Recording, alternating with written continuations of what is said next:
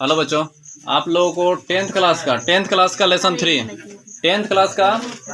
Three का आप लोगों को एकदम मोस्ट वीवीआई क्वेश्चन आप लोग को लॉन्ग क्वेश्चन बताने जा रहा हूँ। ठीक है, पूरा वीडियो देखिए जरूर। आप लोग हम 100% विश्वास दिलाते हैं कि आपको अच्छी तरह समझ में आ जाएगा। ठीक है, पूरा आराम से, थोड़ा सा भी वीडियो को रोकिएगा नहीं, आराम से वीडियो को देखिएगा। ठीक है, देखिए। और आप पहले स्क्रीनशॉट मार लीजिए, कोई प्रॉब्लम हो तो आपको मतलब थोड़ा धुंधला दिखाई दे तो आप अभी पहले क्लियर करके लिख लिए, उसके बाद समझ लीजिएगा।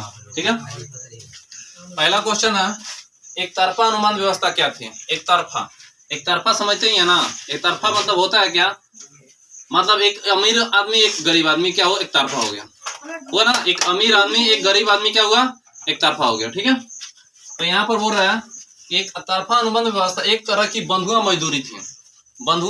मजदूरी थी। इसमें मजदूरों का कोई अधिकार प्राप्त नहीं था। मजदूर जो थे उनका कोई अधिकार प्राप्त नहीं, उनका सिर्फ काम लिया जाता था, जबकि मालिकों को असीमित अधिकार प्राप्त था, जो मनसूख करते थे जो मालिक थे।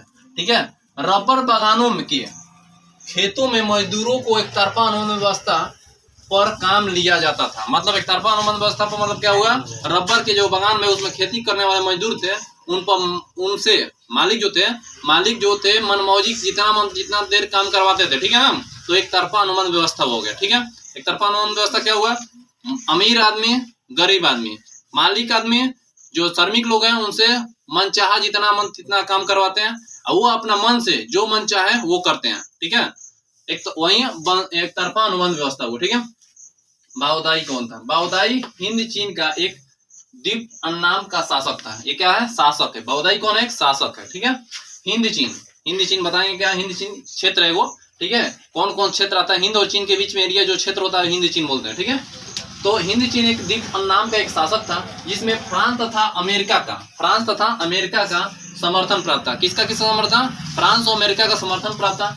बाद में राष्ट्रवादियों के बढ़ते विरोध के कारण, किसके बढ़ते विरोध के कारण? राष्ट्रवादियों के। राष्ट्रवादी किसको बोलते हैं? राष्ट्रवादी राष्ट्र के प्रति जिसका प्रेम हो। ठीक है, के बढ़ते विरोध के कारण बाओदाई को 25 अगस्त 1945 को अपना पद छोड़ना पड़ा। क्या हुआ? बाओदाई था वो शासक था। ठीक है, कहाँ का शासक था? फ्रांस, जिसे फ्रांस तथा अमेरिका का समर्थन प्राप्त था। इसको में राष्ट्रवादियों ने, मतलब जिस देश में वो शासक था उस देश के जो जनता थे वो लोग अपने क्या उनका विरोध हो गया। किसका विरोध हो गया? बाओदाई का। विरोध होने के बाद क्या होगा, जब एक दूसरे का विरोध होगा तो उसको क्या होगा, जो पद में जो होगा वो आदमी हटेगा ही ना। तो वही हुआ, विरोध के कारण बाओदाई को 25 अगस्त 1945 को अपना पद छोड़ना पड़ा। तब क्या समझ गए बाओदाई कौन था? बाओदाई एक शासक था। ठीक है, इसका समर्थन किसका था? फ्रांस और अमेरिका समर्थन करने वाला था। और क्या, ये राष्ट्रवादियों, ये जो देश में था उस देश के लोगों को क्या हुआ, अपने देश के प्रति प्रेम बढ़ गया, उनका विरोध करने लगा। विरोध के कारण क्या हुआ, उसको बाओदाई को अपना पद से छोड़ना पड़ेगा। पद छोड़ने का डेट 25 अगस्त 1945, जो ऑब्जेक्टिव का थी इंपॉर्टेंट है। ठीक है, हिंद चीन का अर्थ क्या है? हिंद और चीन, हिंद चीन का तात्पर्य तत्कालीन 3 लाख मतलब 2.80 भी बोल सकते हैं लाख वर्ग किलोमीटर से फैले क्षेत्र में से है। ठीक है, इतना किलोमीटर फैला हुआ क्षेत्र है, ये हिंद चीन का क्षेत्र है। ठीक है, समझिए इतना फैला हुआ, जिसमें आज के देखा जाए तो वियतनाम, लाओस और कम्बोडिया आते हैं। उस क्षेत्र में कौन कौन आता है? वियतनाम, लाओस और कम्बोडिया। ठीक है, ये क्षेत्र आते हैं। इसकी उत्तरी सीमा जैसा होता है ना, उत्तर दक्षिण पूर्व पश्चिम होता है ना, तो उत्तरी सीमा म्यांमार एवं चीन को छूती है। उत्तरी सीमा किसको छूती है? म्यांमार और चीन को छूती है। ठीक है, इसके पश्चिम भी म्यांमार का क्षेत्र है, मतलब यहाँ पर उत्तर भी म्यांमार को छूती है और पश्चिम भी है। ठीक है ना, तो हिंद चीन क्या है? क्षेत्र है, वो लगभग 3 लाख किलोमीटर है। ठीक है, क्षेत्र वो उसके अंतर्गत, क्षेत्र के अंतर्गत में कौन कौन आता है? वियतनाम, लाओस और कम्बोडिया आते हैं। ठीक है, और उत्तरी वियतनाम म्यांमार को भी छूती है, और ठीक है चीन को भी छूती है। ठीक है, उसके बाद ये पश्चिमी क्षेत्र म्यांमार में क्षेत्र बढ़ता है। ठीक है, अब देखिए ये भी मोस्ट इंपोर्टेंट क्वेश्चन है, जेनेवा समझौता कब और किसके बीच? समझौता समझिए कि किसी को कोई प्रॉब्लम होता है तभी समझौता होता है। ठीक है, तो जेनेवा समझौता मई 1945 ईस्वी को हिंद चीन की समस्या, हिंद और चीन के बीच बताया ना कौन कौन आता है, उसके बीच समस्या पर बातचीत हेतु सम्मेलन बुलाया गया।